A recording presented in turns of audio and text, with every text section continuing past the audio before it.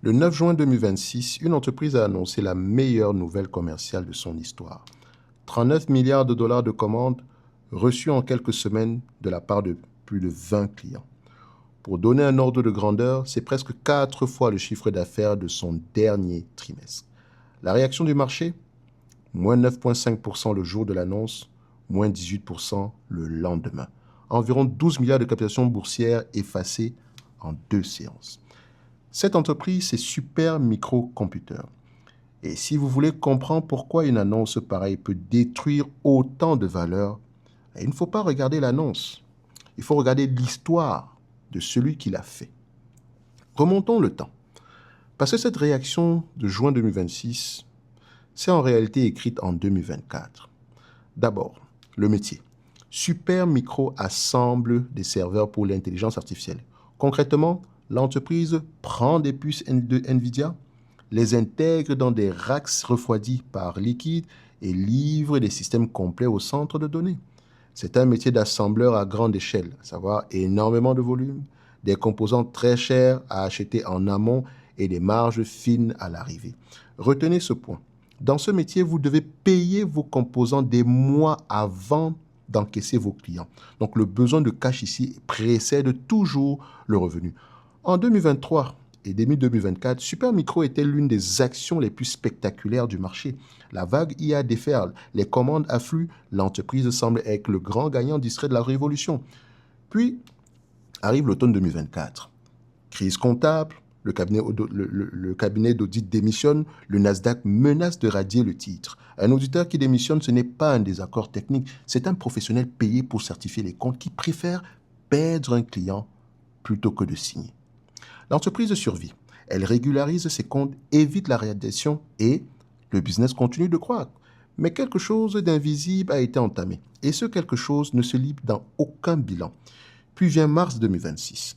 Le cofondateur de l'entreprise et 2 anciens employés sont reconnus coupables d'avoir fait passer en contrebande pour 2,5 milliards de dollars de puces NVIDIA vers la Chine. Deuxième entaille, pas dans les comptes cette fois, dans la gouvernance. Vous voyez la trajectoire se dessiner? Une crise comptable en 2024, une condamnation pénale en 2026, 2 événements distincts, mais qui s'additionnent dans la même colonne invisible, la colonne de la crédibilité. Et c'est avec ce passif-là que l'entreprise arrive devant le marché le 9 juin 2026 pour demander des milliards. N'allons pas très vite. Regardons maintenant l'annonce elle-même, à 3 niveaux de lecture. Ce que tout le monde voit, c'est 39 milliards de commandes et une levée de 7 milliards pour acheter les composants nécessaires. La demande est tellement forte que le bilan ne suit plus. Vu comme ça, c'est presque une bonne nouvelle au carré. Ce que l'investisseur attentif remarque, c'est une phrase enfouie dans les documents réglementaires. Comme d'habitude, allez vérifier. Ces 39 milliards de commandes ne constituent pas des engagements fermes. Je répète, 39 milliards de commandes ne constituent pas des engagements fermes. Elles peuvent être retardées ou annulées, tout simplement. C'est l'entreprise elle-même qui le dit. Or, chez les concurrents, allez vérifier chez Dell, quand Dell annonce des backlogs, c'est ferme. Ce sont des commandes fermes. Donc, un carnet de commandes publié ne contient en général que des commandes non annulables. Le même mot, backlog, recouvre donc 2 réalités différentes. C'est pour ça qu'il faut souvent vérifier les termes. Quand une entreprise vous parle de carnet de commandes, qu'est-ce qu'elle met dans ce terme carnet de commandes là? Oui, parce que ce n'est pas un terme générique à toutes les entreprises, hein, même dans la même industrie. J'espère que vous avez compris. Chez les autres, c'est un revenu quasi certain qui attend sa date. Ici, c'est un pipeline, une intention d'achat à grande échelle dont personne ne connaît le calendrier de réalisation. C'est comme un restaurateur qui vous annonce 500 réservations pour le mois prochain, sans vous préciser qu'aucun n'a versé d'argent. Donc le chiffre est vrai, sa solidité, c'est une autre question. Et ce que l'analyse rigoureuse se demande, c'est encore autre chose. Pourquoi des actions? Arrêtons-nous sur ce point, parce que c'est le cœur du dossier. Pour financer l'achat de composants destinés à des commandes en main, je dis bien des commandes réelles en main, l'instrument naturel, c'est la dette. Du financement court terme, adossé aux commandes, remboursé à la livraison. C'est exactement le type de besoin que les banques adorent financer quand elles croient au sous-jacent. Super Micro a choisi autre chose. 1,25 milliard d'actions ordinaires, je dis bien en milliards de dollars, hein, en actions ordinaires, 3,75 milliards en actions préférentielles qui se convertiront obligatoirement en actions ordinaires en 2029 et un programme de 2 milliards ici de vente d'actions au fil de l'eau à partir du troisième trimestre de son année fiscale actuelle. Donc 7 milliards, quasi intégralement en capital. Donc une dilution équivalente à environ 35% de la capitalisation d'avant l'annonce. C'est diluer, c'est découper le gâteau en plus de parts. Chaque actionnaire existant possède mécaniquement un pourcentage plus petit de la même entreprise. C'est le financement le plus coûteux qui existe pour ceux qui sont déjà au capital. Aucune direction ne choisit le financement le plus coûteux par plaisir. Non. Quand une entreprise préfère diluer ses actionnaires de 35%, plutôt que d'emprunter contre 39 milliards de commandes, la lecture la plus probable est que la dette n'était pas disponible à des conditions acceptables. Et si les prêteurs, qui voient les chiffres de prêt, hésitent à financer un backlog, c'est qu'ils lui appliquent exactement la décote que les documents réglementaires suggèrent. Annulable, calendrier incertain. Donc le fameux 39 milliards, peut-être qu'on va juste avoir des commandes fermes de 9 milliards ou zéro. Moi, en tant que banque, est-ce que je peux m'engager dans ce genre de financement-là? Vu que le but d'une banque, c'est avant tout de gérer le risque. Je pense qu'ils ont vu que le risque était trop élevé ici. Je ne suis pas en train de vous dire que le 39 millions, on ne va pas le couvrir. Mais rappelez-vous, la crédibilité de cette compagnie est entamée depuis très longtemps. Donc, peut-être qu'on n'y croit même pas aux fameux 39 milliards en question. Même s'il y a la vague IA, etc., et qu'on voit que Dell se comporte bien, machin, truc. Comprenez que quand tu n'es pas crédible, c'est un peu compliqué. Donc, le mot de financement est un aveu. Pas dans les mots, dans la structure. Et c'est ici que l'histoire se referme sur elle-même. Imaginez la même annonce, mot pour mot, venant d'une entreprise au passé irréprochable. 39 milliards de dollars de commandes, levée de 7 milliards pour y répondre. Le marché aurait pu lire l'audace d'un leader qui investit dans sa croissance. Ce n'est pas un peu la même chose avec Alphabet ici, mais regardez Alphabet, même si le prix de l'action a baissé cette journée-là, mais personne n'a entendu moins 18% quelque part. OK? De toute façon, le marché n'aime pas la dilution du marché de manière générale. Mais faire avoir une capitalisation boursière de près de 12 milliards ici en quelques jours, en quelques séances, donc ça veut dire que cette entreprise a plus de problèmes que les chiffres veulent bien le montrer de manière générale. Et le problème, ce n'est pas juste au niveau de la rentabilité, etc. Quoique ça ici, parce qu'il y avait un short report dessus. C'est surtout au niveau de la crédibilité de cette compagnie. OK? Et ça peut faire à ce que le marché paye cette compagnie avec une décote, littéralement. Donc, le marché n'a pas lu l'annonce de juin 2026 isolément. Il a lu à travers 2024 et mars 2026. Une entreprise dont l'auditeur a démissionné publie un backlog ici annulable. Savoir le chiffre est accueilli avec scepticisme. Une entreprise dont le cofondateur vient d'être condamné choisit la dilution massive plutôt que la dette. Le choix est interprété comme une contrainte, pas comme une stratégie. La crédibilité fonctionne comme un taux d'intérêt invisible. Quand elle est intacte, chaque annonce est financée au taux plein de la confiance. Quand elle est entamée, tout ce que l'entreprise déclare est décoté. Les mêmes mots achètent moins. Prenez une entreprise comme Berkshire Hathaway. Sa crédibilité ne souffre de rien du tout.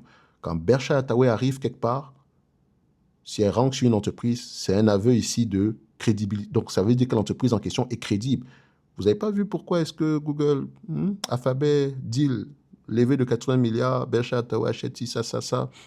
Je dis ça, je dis rien. Les deux vont dans le même sens. C'est la même lecture que l'analyse que nous avons effectuée sur Google ici, mais sous un angle complètement différent. Donc, vous voyez ici que la crédibilité est très importante. Les chiffres, quand on va les voir tantôt, ce ne sera pas si mal que ça à voir. Bref, n'allons pas très rapidement ici. Donc, et cette décote ne figure dans aucun état financier. Donc, la décote liée à la crédibilité ne figure dans aucun état financier. Elle ne se voit que dans le temps, dans l'écart répété entre ce qu'une direction annonce et ce qui se réalise.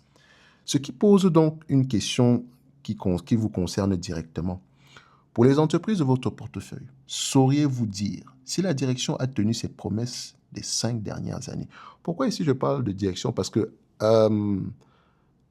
par rapport aux audits, par rapport aux audits financiers, etc., ça c'était pendant le short report ici, il disait ici que non, nos comptes ne souffrent de rien. Mais pourtant, l'auditeur a démissionné. Ensuite, quand il y a eu des rumeurs comment on appelle ça? Des rumeurs ici de contrebande par rapport au GPU, etc., l'entreprise, le management a également dit que non, on n'a rien à voir, ça, c'est voilà, c'est clairement des gens qui nous veulent du mal, etc. C'est de la calomnie.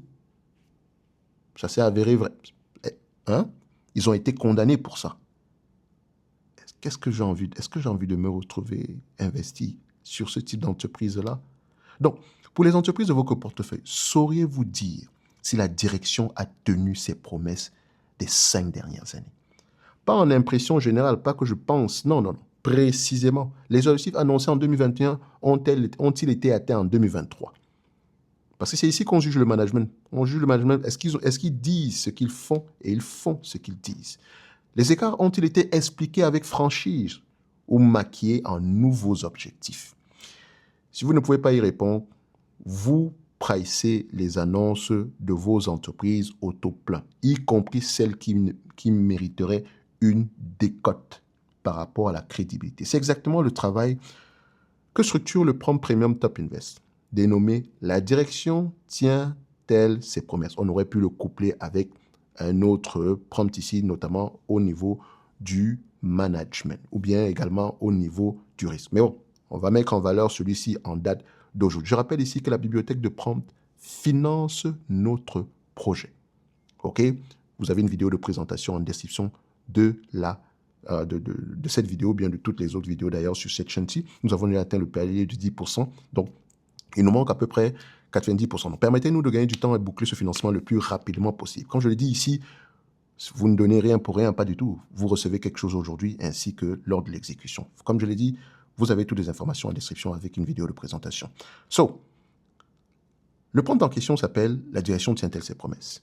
Il vous force à confronter sur plusieurs années les objectifs affichés par le management aux résultats réellement livrés, à identifier les patterns dans la guidance, à évaluer comment la direction communique quand elle manque ses cibles, avec candeur ou avec spin. Quand on parle de spin, ça veut tout simplement dire ici que la direction a tendance à trouver ici des entourloupes, ou bien ne pas répondre correctement aux questions, ou bien essayer de noyer le poisson de manière générale. Donc, appliqué à Super Microcomputer, ce travail vous aurait donné bien avant le 9 juin la grille de lecture que le marché a appliquée en 2 séances. Parce qu'au fond, le principe tient en une phrase. Le marché ne price pas ce qu'une entreprise annonce. Il price ce qu'elle a déjà tenu. Donc, si vous n'avez pas fait ce travail avant, vous n'aurez pas su que Super Microcomputer, ce n'est pas trop une entreprise crédible. Pas crédible sur le fait que l'entreprise ne rapporte pas d'argent, etc. Non, c'est que le management, on ne peut pas lui faire confiance de manière générale. Et ça, un management à qui on ne peut pas faire confiance, c'est un no-go. Maintenant, allons-y regarder les chiffres en date d'aujourd'hui. SMCI, Super Microcomputer, voilà ça. Croissance des revenus. Tout le monde aime ça, c'est magnifique, ça croît, machin truc. Ensuite, on regarde ici la marge brute. Voilà, bim, badaboum. Vous voyez ici que la marge brute est de plus en plus sous pression. Qu'est-ce que je vous ai dit? C'est un métier d'assembleur. Donc, on met cela ensemble. Et quand les prix des GPU augmentent, etc., bah, nos marges également s'effondrent. Mais attention, on ne peut pas tirer de conclusion ici sans la marge EBITDA parce que nos coûts peuvent également rester fixes ici. Ce qui veut dire qu'on aura tendance, on peut avoir tendance ici à rester plutôt flat de manière générale. OK? Donc, ici, je verrais ça comme normal. Ça fait partie du métier dans ce genre de business. Donc, je vois déjà clairement ici que, bon, vu qu'on est assembleur, il faut vraiment qu'on ait une structure de coût optimale et également, il faut absolument ne pas avoir de dette. Ce qui n'est pas le cas ici parce que si le cycle se retourne rapidement, vos coûts fixes, vous n'allez pas avoir tendance à les ajuster aussi rapidement. OK, je pense qu'on en a parlé un tout petit peu quand on parlait de Dell ou bien en tout cas, j'ai fait un exemple. Bref, je vous laisse aller voir ça ici sur les autres vidéos. Comme je dis toujours ici, j'utilise le Super Microcomputer n'est pas le sujet de la vidéo. Je l'utilise uniquement pour mettre le doigt sur un principe en particulier que vous allez retrouver sur d'autres entités. Ici, on a parlé de la crédibilité. J'aurais pu parler d'une autre entreprise, mais également sur le plan de la crédibilité. Pour tout simplement vous dire une chose, quand vous regardez une entreprise, n'oubliez jamais de regarder à peu près si le management a tendance, si on peut lui faire confiance. Aujourd'hui, vous avez l'IA. Donc, utilisez les prompts en question. OK? So, je continue ici. Nous allons prendre les free cash flow et les net income. Vous voyez ici que les free cash flow et net income ne vont pas dans le même sens. Cette compagnie dépense en termes de free cash flow énormément. Tout simplement parce que le BFR est très élevé. Le besoin en fonds de roulement sur cette compagnie est extrêmement élevé. Je l'ai mentionné tantôt. Donc, ça ne veut pas dire qu'ils ne peuvent pas rapporter d'argent, mais est-ce que par certaines périodes ici, voilà, il faut acheter plus de marchandises, etc. Voilà, c'est l'argent, on le récupère toujours, on le récupère généralement plus tard. Donc, à certains trimestres, vous allez voir, il faut surtout prendre le free cash flow cumulé dans le temps. Après, également, cette compagnie peut avoir des investissements massifs. Donc, je ne dis pas que c'est le cas, on peut avoir construction des usines, mais comme vous pouvez voir ici, ce n'est pas le cas. Donc, clairement, ici, c'est une question de BFR. Et quand on parle de BFR, attention, il faut toujours vérifier l'inventaire et tout le reste. Donc ici, il faut travailler avec le DSL outstanding et tout le reste ici. Donc attention, les distributeurs, il faut toujours vraiment prendre le temps d'apprécier l'inventaire. Je pense qu'on va avoir tendance à faire ça sur une autre vidéo, sur une autre entreprise. Je prendrai le temps un jour si je n'oublie pas. Ensuite, on va regarder le nombre d'actions. Le nombre d'actions ici, est-ce qu'il augmente ou diminue? Vous voyez une entreprise qui a une croissance des revenus émet de plus en plus d'actions. De toute façon, tout simplement parce qu'elle n'a pas de free cash flow. Et le marché a payé ça à combien de fois les bénéfices à une époque? On nous disait que l'entreprise n'était pas surévaluée. 40 fois les bénéfices pour ça, ça se termine généralement très mal. Mais bon, quand on est à ces niveaux, personne ne veut rien entendre du tout parce que, voilà, c'est le next big thing, tu ne vois pas l'IA, ça va financer ici, ça. Le langage change. Bref, maintenant, comment est-ce qu'on va faire pour évaluer cette compagnie? Nettement, il devrait avoir les net income devraient être équivalents aux bénéfices nets ici. OK? Équivalent. Et je vous dirais même que pour moi, je ne paierais même pas plus de 10 fois les bénéfices. Et ça ne me ressemble à moi. OK? Vous pouvez payer 20 fois, 40 fois, c'est à vous de voir. Et je vous ai dit ici que ce n'est pas une entreprise qui ne devrait même pas avoir de dette parce que pour rembourser la dette, il faut des free cash flow. Elle n'en a pas. OK? Et donc, il faut faire attention. Ça ne veut pas dire qu'elle a l'habitude d'avoir de la dette, mais voilà, sur la période actuelle, elle a plus que... Voilà, je ne dis pas que ce n'est pas gérable également, hein, parce qu'il faut toujours prendre dette nette sur EBITDA, etc. Mais là, on est déjà à la limite, et on n'a pas de free cash flow. Donc, j'espère que ça va bien se passer pour elle pour la suite. Mais je sais déjà que, pour moi, je reste sur les lignes de côté très, très loin. Est-ce qu'elle mérite d'avoir une place dans ma watchlist? Bien sûr que non. Maintenant, combien de fois les bénéfices on va payer pour ce genre d'entreprise? Là, je viens ici, SMCI, bim badaboum. De toutes les façons, tout ce que je raconte ici, ça n'engage que moi. Si vous avez du SMCI, c'est, voilà, posez-vous juste des questions, point à la ligne. Ça ne veut pas dire ici que le marché ne va pas payer 100 $ demain ou quoi que ce soit. Mon but avant tout est de protéger mon capital. Et je ne suis même pas sûr, voilà, comme je dis, je n'ai aucune intention d'investir sur ce type d'entreprise. Regardez, cash flow opérationnel, presque toujours des problèmes de BFR, etc. Free cash flow inexistant. Et donc, de préférence, même, je vous dirais, je prendrais le tangible book value ici, si on en a. Et encore, est-ce qu'il a tendance à suivre? Voilà, 7 milliards de tangible book value. Donc, si on les prend ici à leur juste prix, admettons que le nombre d'actions soit à peu près équivalent, donc je ne paye pas plus. Enfin, 12 $ sera le prix à partir duquel je me sentirais peut-être à l'aise. Et ça est-ce que ça prend en considération la nouvelle émission d'actions? Ça également, il faut prendre ça en considération. Le tangible book value actuel, bon, disons 12 $, ce serait déjà un bon prix pour moi. D'accord, j'ai pas envie de surpayer, je peux faire ma dossier sur les actifs ici, tout simplement parce que il n'y a pas de cash qui rentre dans cette compagnie. Là, ensuite, je vais regarder ici si je devais, comme je l'ai dit, si je devais payer par rapport aux bénéfices, je ne paye pas plus de 10 fois les bénéfices. Et encore, si je prends même en considération la croissance, etc., pour moi, je dirais que l'entreprise est à 35 $ moins la dette nette. Et on a une dette nette de combien? 35 $. 35 $ moins la dette nette, ça donne quoi ici? On a une dette nette de 11, donc 35 moins 11 ici, on sera aux alentours de 24. Donc, entre 12 et 24 $, On va le dire comme ça. Si on prend un range de valeur 12 dollars par rapport au tangible book value, 24 dollars. Si on prend 10 fois les cash flows, les bénéfices nets ajustés. Sachant qu'on n'a pas de free cash flow, on n'a pas de cash flow opérationnel et que la dette pourrait continuer à augmenter, à vous de voir si c'est un risque que vous êtes prêt à courir. Sur le même dossier, pourquoi je vais aller regarder du super microcomputer alors que Dell me regarde? On a un segment qui fait à peu près la même chose. Pourquoi je vais me casser la tête avec super microcomputer, une entreprise qui n'est pas crédible? So, à vous de voir. Et n'oubliez pas, à chaque fois que vous allez regarder une entreprise, n'oubliez jamais de questionner la crédibilité du management. L'historique est très importante ici. Si vous avez l'habitude de... C'est un peu comme la compagnie, la micro-stratégie. Ce gars-là, c'est pas quelqu'un de confiance. Je pense, je sais même pas comment ça s'appelle ça. Je pense quoi, c'est stratégie. C'est le truc, celui qui dit qu'il achète des bitcoins et machin truc là. C'est pas un gars crédible. Regardez juste son historique. Littéralement. Utilisez le même prompt. Ceux qui ont accès à la bibliothèque de prompt premium, utilisez-le. Prenez-le sur MicroStratégie, vous allez voir. Ce gars-là n'a jamais tendance à dire la vérité. Donc, bref.